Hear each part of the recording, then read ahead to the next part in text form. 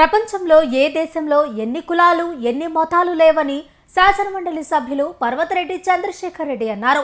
నెల్లూరులో APN compound నుంచి దళిత క్రైస్తవుల బీసీలుగా గుర్తించాలని కోరుతూ జరిగిన శాంతి ర్యాలీలో ఆయన మాట్లాడారు. ఈ సందర్భంగా ఆయన మాట్లాడుతూ ఆంధ్రప్రదేశ్ రాష్ట్రం డబుల్ ఇంజిన్ సర్కార్ కాబట్టి కేంద్రంపై ఒత్తిడి తీసుకురావాలని ఆయన కోరారు. ఈ కార్యక్రమంలో Nellore rural YCP incharge Anam Vijay Kumar Reddy, CPM నాయకులు తదితరులు హాజరయ్యారు. ప్రపంచంలో ఏ దేశంలో ఎన్ని కులాలు ఎన్ని మతాలు లేవని శాసనమండలి సభ్యులు పర్వతరెడ్డి చంద్రశేఖర్ రెడ్డి అన్నారు. నెల్లూరులో ఏపీఎన్ కాంపౌండ్ నుంచి దళిత క్రైస్తవుల బీసీలుగా గుర్తించాలని కోరుతూ జరిగిన శాంతి ర్యాలీలో ఆయన మాట్లాడారు. ఈ సందర్భంగా ఆయన మాట్లాడుతూ ఆంధ్రప్రదేశ్ రాష్ట్రం డబుల్ ఇంజిన్ సర్కార్ కాబట్టి కేంద్రంపై ఒత్తిడి తీసుకురావాలని ఆయన కోరారు. ఈ కార్యక్రమంలో Nellore rural YCP incharge Anam Vijay Kumar Reddy, CPM నాయకులు తదితరులు హాజరయ్యారు. ఈ దేశంలో మతం అనేది పూర్తిగా ఒక వ్యక్తిగతమైనటువంటి స్వేచ్ఛకు సంబంధించినటువంటి విషయం. మరి ఏవైతే దళితులకు రిజర్వేషన్లు మిగతా మతాల్లో మిగతా వివక్షత గురైనటువంటి అన్ని ప్రాంతాలలో ఉన్నటువంటి దళితులకి ఈ హక్కులు సంక్రమిస్తున్నాయో అవన్నీ కూడా ఈరోజు దళిత క్రైస్తవులు ఎవరైతే క్రైస్తవ మతాన్ని స్వీకరించారో వాళ్ళు దళితులు అయినప్పటికీ వాళ్ళు రిజర్వేషన్ల కింద రారు అని చెప్పడం సమంజసమైనటువంటి విషయం కాదు. మరి ఈ దేశంలో ఎవరైనా సరే ఒక మతం మారినప్పుడు వాళ్ళ సోషల్ స్టేటస్ మారినప్పుడు దళితులకి ఎందుకు మారాలి అని చెప్పి కూడా మేము ఈ సందర్భంగా ప్రశ్నిస్తున్నాం. వైఎస్ఆర్ కాంగ్రెస్ పార్టీ ఈరోజు మేమందరం కూడా దళిత క్రైస్తవులకి మద్దతుగా నిలిచి రిజర్వేషన్లు హిందువులకి ఏ విధంగా అయితే ఉన్నాయో దళిత క్రైస్తవులకు కూడా అదే విధంగా ప్రభుత్వం రక్షణ కల్పించాలని కోరుతూ సెలవు తీసుకుంటాం. భారతదేశం మొదటి నుంచి కూడా ఒక లౌకిక దేశం.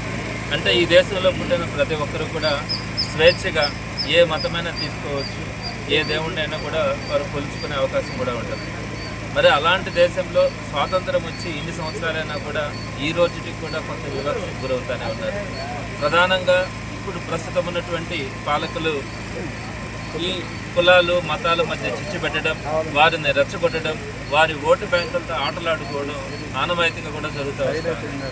ఇది తీవ్రమైనటువంటి పరిణామాలకు దారితీసే పరిస్థితి కూడా ఉంటుంది. ఎందుకంటే ప్రపంచంలో ఏ దేశంలో కూడా ఇన్ని కులాలు ఇన్ని మతాలు లేవు. మరి భారతదేశంలో ఎన్ని కులాలు ఎన్ని మతాలు ఉండడం, వారందరం కలిసి ఉండడం మన గర్వంగా కూడా ఫీల్ అవుతాం. భారతదేశం ఇంత గొప్పదని.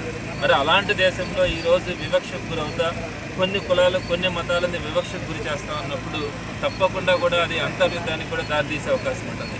అలాంటి పరిస్థితులు రాకుండా ప్రభుత్వాలు జాగ్రత్తలు తీసుకోవాల్సిన అవసరం కూడా ఉంటుంది. మరి కులాలు ఏవైనా కూడా వారికి ఇష్టమైనటువంటి మతం తీసుకున్నప్పుడు వారికి ఉన్నటువంటి రిజర్వేషన్ రద్దు చేస్తామని చెప్తే వారి హక్కులకు భంగం కలిగించినట్టు అవుతుంది.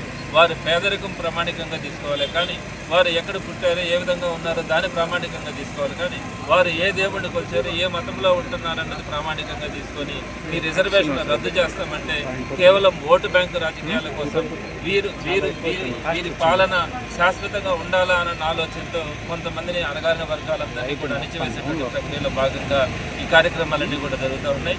తప్పకుండా వైఎస్ఆర్సీపీ మొట్టమొదటి నుంచి కూడా బీసీ, ఎస్సీ, ఎస్టీ, మైనార్టీతో పాటు అందరినీ కూడా సమానంగా చూసేటువంటి గొప్ప గుణం ఆ రోజు వైఎస్ రాజశేఖర రెడ్డి గారికి కానీ జగన్మోహన్ రెడ్డి గారికి కానీ ఉంది.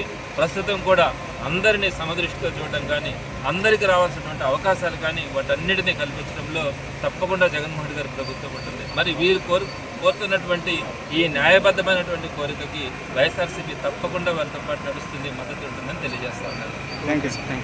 Narayana residential schools, Dhanalakshmipuram, Nellore.